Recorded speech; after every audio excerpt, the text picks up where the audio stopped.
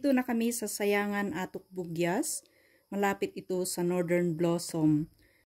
Karamihan ng mga buses, mga van, mga jeepneys o kaya mga sasakyang bibiyahe, dito sila nag-i-stop over para kumain, mag-break, iihi, magmuni-muni o kaya mag-sightseeing habang yung mga drivers din ay kumakain sila.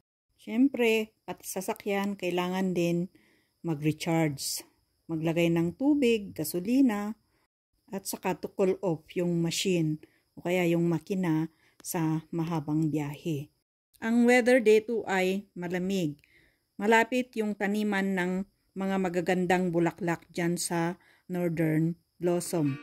Larga na ulit sa Halsema Highway. Mag-view tayo at tingnan natin yung kabundukan ng Halsema Highway.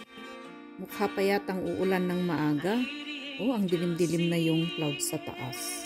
Such a beautiful song. Before I sleep, I think where my days have been. As I close my eyes, I prayed for rain. Lord, pour my faith with rain so I could start all over again.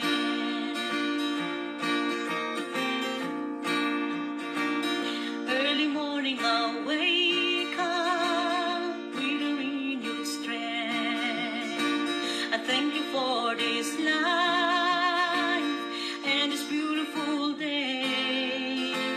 Show me the way, guide my feet.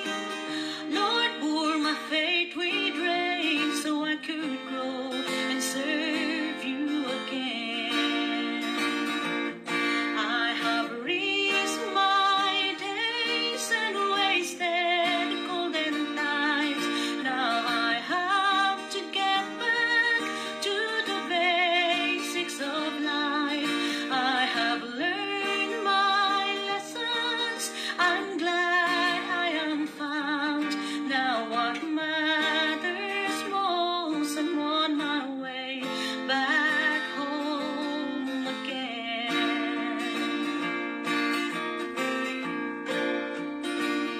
Lord, this narrow road's too steep and tight.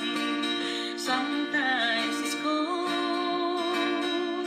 dark and dry. Lord, hold my hand so I won't fall. Lord, pour my faith with rain so I serve over and over again.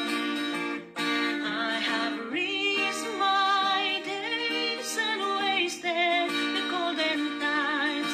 Now I have to get back to the basics of life. I have learned my lessons. I'm glad I am found. Now what matters most, I'm on my way back home again. Lord, this narrow road's too steep and tight. Sometimes it's cold, dark and dry. Lord, hold my hand so I won't fall. Lord, pour my faith with rain so I serve over and over again. Lord, pour my faith with rain so I could start all over again.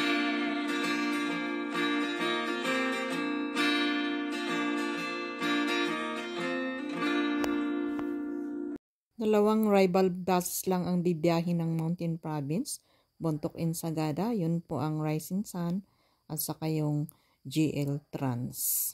Sila po yan.